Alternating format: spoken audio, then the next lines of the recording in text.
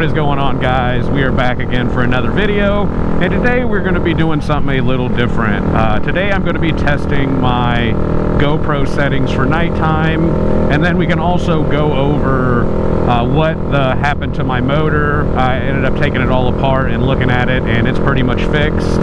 So we will be able to view some of those clips that I took with my phone and see everything that went wrong with the motor. I didn't do any install guides or how-tos or nothing like that. I just took a couple clips with my phone so you guys can see what actually happened to my brand new motor, basically. As far as GoPro settings for nighttime, I've watched a couple different videos, and what I have gone with is 4K at 24 frames a second with a 1:48 shutter speed. I have left it on Super View, Hyper Smooth. I've left all that on. Also, I have changed the ISO minimum is 100, the ISO maximum is 400. That way it doesn't, hopefully it doesn't look too grainy. I know once you start getting in the higher ISOs, you're able to see more, but the problem is the video gets kind of grainy. So I'm hoping with 400, I will be able to edit in post and brighten this video up a little bit where it's a little too dark. Because if you've seen in the last video, the last Moto vlog that I did, where I went back and my exhaust fell off, that was recorded at like 120 frames per second, so it was really dark, and I had to brighten it up in post, and it didn't look the greatest. It was still pretty hard to see. That night I was just out cruising, testing the new motor. I wasn't really trying to record a video, but normally anytime I go out riding, I always have the camera on. I always record. You never know what will happen when you're riding, and it's always good for insurance purposes too to have that on there. So now let's talk about my motor. So I went ahead and took it apart. I pulled all the cam chain tensioners and everything out, and they were pretty destroyed. It was definitely a lot of plastic inside the motor. It was not good. It was even worse once I pulled the clutch side off and realized how much was in there. I thought most of it had drained out with the oil, but that was not the case. I think I'm gonna have to split both cases when I get back, but for now I just cleaned it out. I will let you see both of those videos right now. Alright, I wanted to do a little clip on the motor that messed up. So what I'm pretty sure what happened is when the head's here, and that's where you do the sprocket right here. I'm pretty sure when I was putting this back on, that this chain went on, let me see if I can get a good angle, the side of that roller. So it probably looked something like that, is my guess. And this is what happened to it inside the motor. I mean, it absolutely destroyed it. So there's tons of these little pieces of plastic everywhere. And here is the tensioner, and I'm pretty sure a piece of plastic got stuck in one of those little holes and allowed pressure to get stuck down.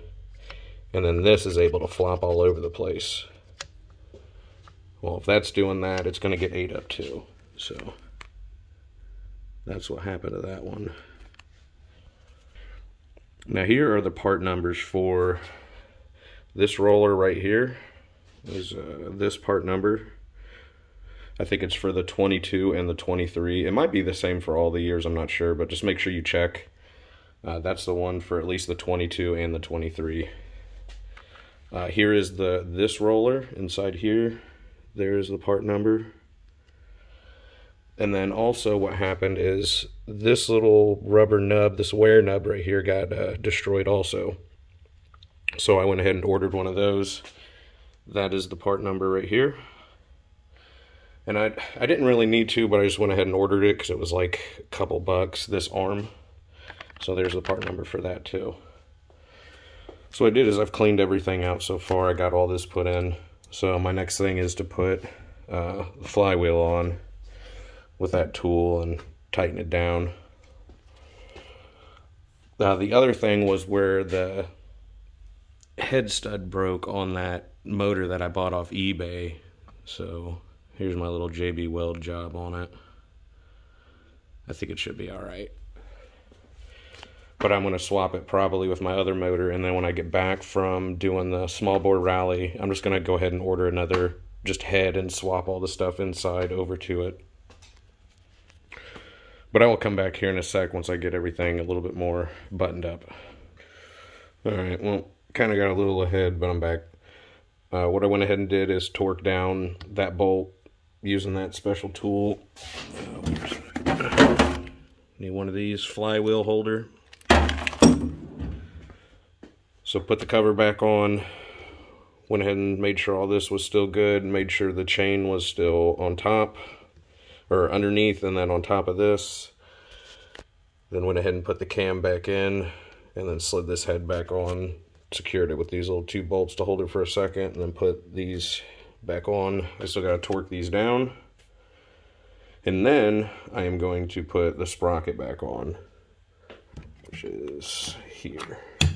And then hopefully this time I don't screw it up and do this again. Alright, so I finished the timing side. I got everything torqued down, timed, everything's good over there. So I was like, well, I'm going to pop this side off because I got to clean it. And I didn't think, with what came out of the oil, I didn't think it was going to be this bad, but look at this.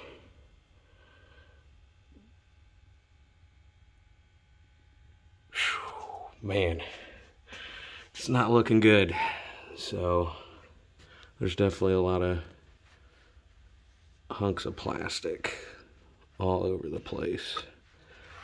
So I'm going to pull my old pump out, clean that. I'm going to pull probably all this clutch off. Other than that, I really don't know. We might be okay. Let's see. I don't seem to got any of the bearings or anything, or the gears. Mainly just sat at the bottom of the motor, but doubtful. They're probably going to explode, knowing my luck. So I'll probably clean this up some more, and then I'll hop back on here and let you guys see where I'm at. Alright, so I went ahead and took the oil pump out and checked it, went through the whole thing. Nothing, no plastic or nothing was in there. I checked this whole tube and cleaned everything out. There's a couple little chunks down here in the bottom. But other than that, it wasn't too bad. I mean, what I can see down inside here, I don't really see any plastic chunks. So this is a spare for now until I crack the whole case in half. I think I'm going to put it back together and just take it with me to the Smoky Mountains, just as a spare in case my other one over there messes up on the bike. But should be good. The thing looks pretty good too. It didn't break. I think the older ones were paper. These are metal, so that's pretty good. You can reuse them a couple times. Well, yeah, clutch looks good. All inside all these bearings down in here. I didn't see any plastic. So I guess we're just gonna send it. Should work.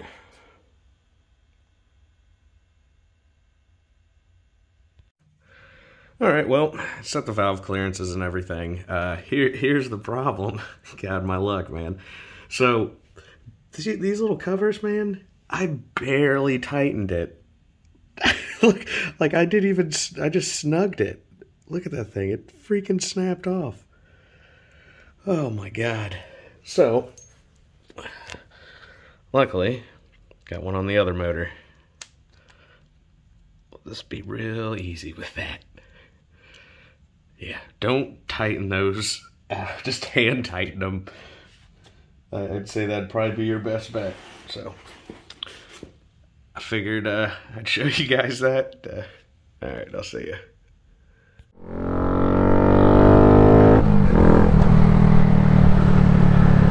So yeah, as you could see in that last clip, literally probably 10 minutes ago, before I was leaving the house to go ride, I was checking the valve clearances on this, and I broke that little cap thing, man.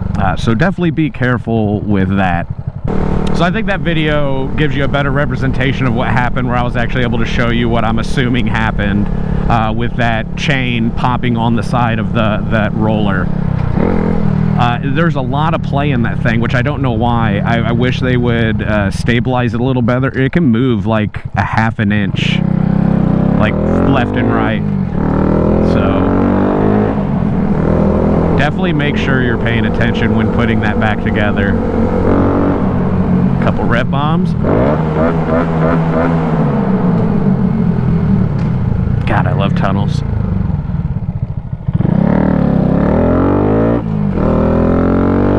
Yeah, so also after popping open that side cover on the clutch side, it was, I didn't realize there was that much plastic, and a lot of it was like really stuck to the case, man. It was hard to get off.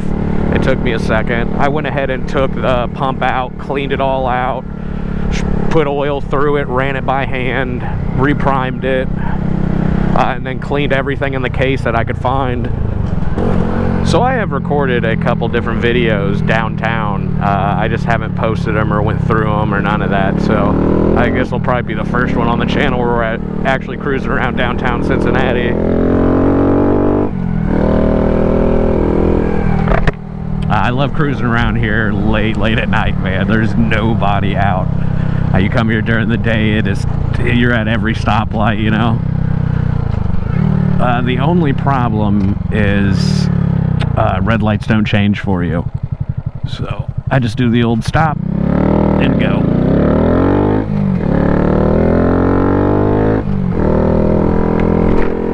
You'll be sitting at that light forever waiting for it to change, and it won't. Like, look at that. Can't beat it. So as far as that motor goes, I think it's going to be okay. It's just a backup for now.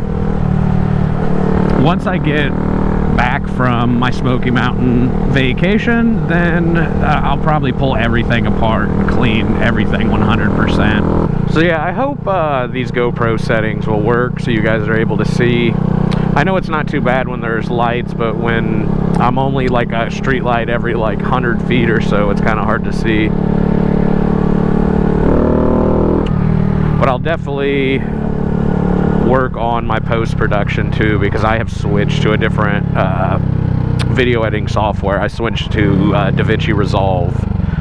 I was using some other free program that wasn't that great. I can't remember the name of it.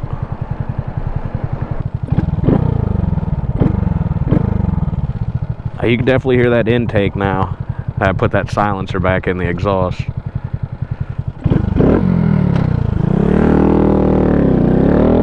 I think the intake's louder than the exhaust now. So I'm not too sure about what's all going to be in this video, but also I'm still preparing for my trip to the Smoky Mountains for the small bore rally that's in Townsend, Tennessee. I think I have everything ready. I'm going to bring a lot of spare parts, and I'm bringing damn near every tool I own, just for the simple fact that if I do got to swap this motor, I want it to be easy. I don't want to have to sit there and struggle, because I'm probably going to have to do it in the hotel parking lot. So yeah, I'm pretty sure I'm going to have like every tool that I own in the car with me, and then I'm getting my trailer at 7 a.m. from U-Haul on Monday, Memorial Day, and I'm just going to head down that day. So I'll have 7 days down there basically, and then I'm going to leave and come home Sunday night. I think I have to be out of the hotel at 11, but I'm probably going to go find a place to park and then ride around Sunday also, depending on how tired I am. And to go back on the GoPro settings, it's like even roads like this, I can see perfectly fine, but it's insane for the camera to pick up how low of light there is on this street right here. I even have a tinted visor on and I can see perfectly fine. So I hope these adjustments help with you guys being able to see, because I did record some other footage on Nighttime, but it was, my ISO was too high, so you could see, but it just looked really grainy. It was like 480p is what it looked like, but it was recorded in 4K. It is crazy. So that was a whole video right there that I went out and recorded that I had to scrap.